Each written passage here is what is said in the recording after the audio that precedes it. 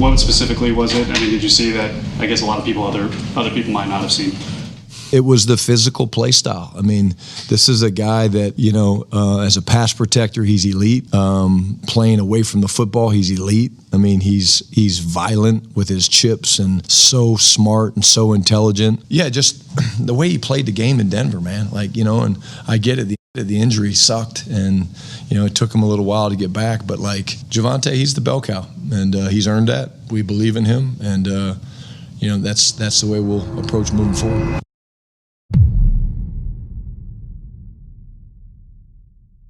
Here's the 2025 run game map. The efficiency is on the x-axis and explosiveness is on the y. Do you see Dallas? At this point, they are one of the most efficient run games in the entire league, but they are not one of the most explosive. So here's a wild question. Why does Dallas still need more thunder? Let me explain. Let's first start by saying that the Dallas Cowboys run game has been very impressive, especially compared to last year. Let's go back just a few to establish the baseline of where we came from. What we saw last year was an inconsistent nature to commit to the run game. It was erratic on paper. It was clearly erratic from when our play caller wanted to even call them. From the scheme to the mentality, it was clear that the Dallas Cowboys of 2024 did not want to run the ball. And our run game was far from being feared. But everything changed in 2025.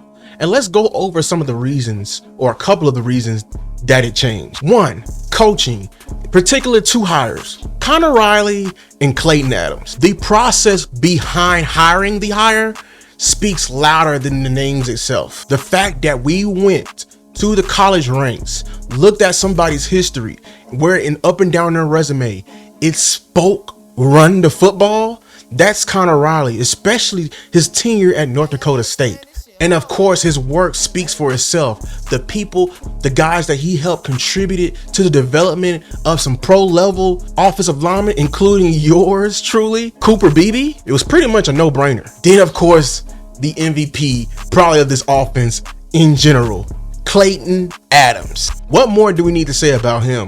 Scheme, emphasis, technique. You can just literally attribute to the chart of where he came from and where they are, being unexplosive and inefficient, to where he is now. His name itself rang bells. And of course, to the personnel, drafting yours truly, Tyler Booker, and of course, development and leaning into the skills of what we got to the guys up front. With knowing this graph and knowing the changes we made, it was clear and intentional that the run game was at the #1 priority of change of this offseason. And then reason number two is the scheme itself. Going from a bland zone scheme to now emphasizing gap, emphasizing power with sprinkles of zone. Scheme is nothing, but it's nothing without the execution. The growth in variety with play calling. We got power runs, gap runs, zone runs, counters, the variation for defenses to handle, and for us to emphasize such change means it was intentional. And then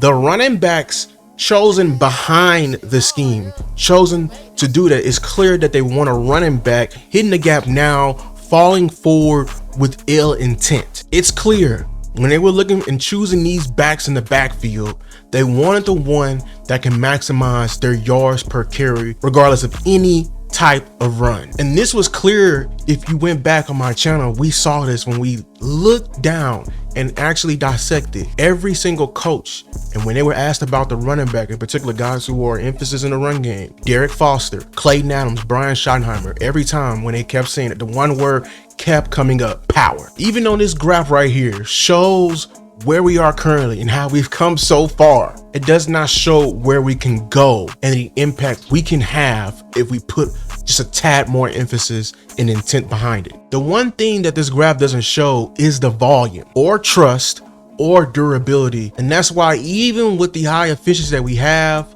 there's some things that this graph didn't show that we can clearly see during the games and on film. If you notice these last couple of games, Packers, Bears, and Giants, they sent a clear signal that there is more that needs to be added to this backfield. And here's why. During those games, at a certain point, well within the game, we saw with our offense getting all the way down to the end, that there was a point we was this close from a touchdown, yet you can blame it on Brian Schottenheimer and his choice of play calling.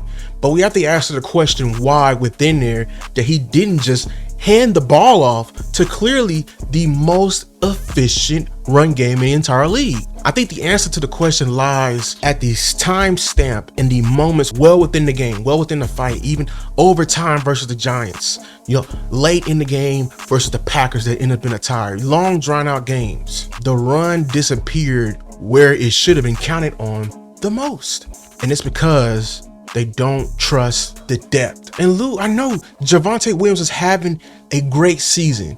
Yes, but where I'm trying to go and the volume being increased, it will increase Javonte numbers into a category of back that it died out with the era of backs that was led by the way of 21 Ezekiel Elliott, shout out to him, but the workhorse back. And though those archetypes still exist throughout the league, the concept of a workhorse back has died out with the current NFL. What do I mean by that? A lot of great backs left in the league.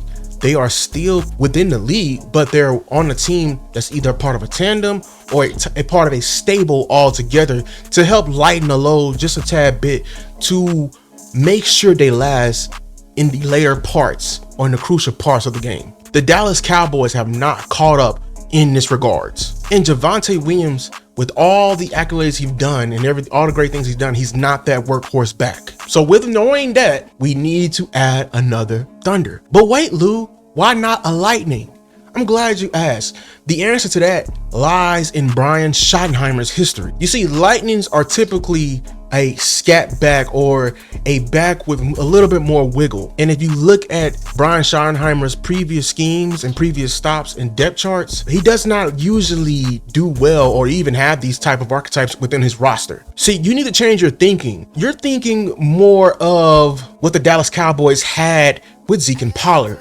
But I think you need to shift your thinking to more of a Ahmad Bradshaw and Brandon Jacobs that took the Giants to the Super Bowl.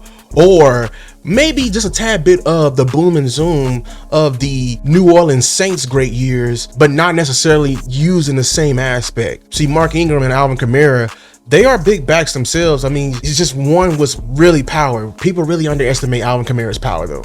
But going back to Schottenheimer, this is where I think his dad's traditions are within his blood. He wants a power back. So two of them for two punches, two thunders. And that's why I name Ahmad Bradshaw and Brandon Jacobs. And both these backs don't necessarily have to be slow bruisers. Sometimes a power back can have an athletic ability to take it with home run. I thought before the injury, Braylon Allen would have been perfect. But I think what he's trying to create, and this is the entire scope of what Schottenheimer's do, he is trying to create a weatherproof run game.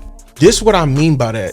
As we get closer and closer to the Super Bowl, the weather becomes colder and colder.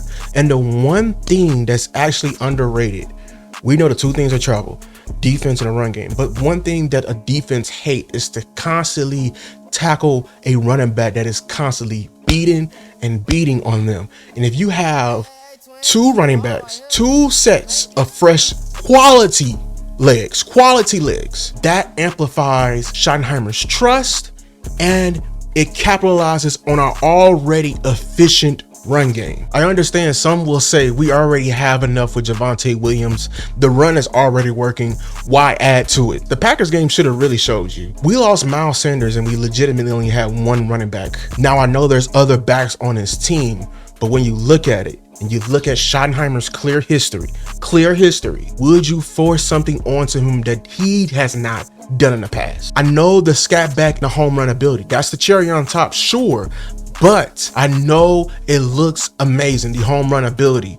But in our scheme, it's not prioritizing. They are looking for fall forward running backs, guys who can get the hitting yards after the contact. With the overemphasis of coaching, they provide the yards before contact, but it's up for the running back behind them to grant this amazing scheme and validate it with all of the yards after contact. And that's what Javonte Williams bring. And I think that's what Schottenheimer loves. And that's why he prefers him. So if we don't have two running backs that can do that, best believe in Schottenheimer's mind, it's a liability. And he does not trust it. And in my opinion, we're not maximizing this offense for what it already is. It's already amazing with Dak. We need to add this combo to it.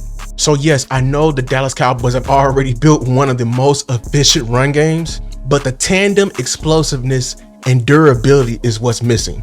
And this is why they must add, preferably from the outside, to this backfield. Drop down in the comments, what are some guys that's already on this team that you think can very much so amplify this run attack?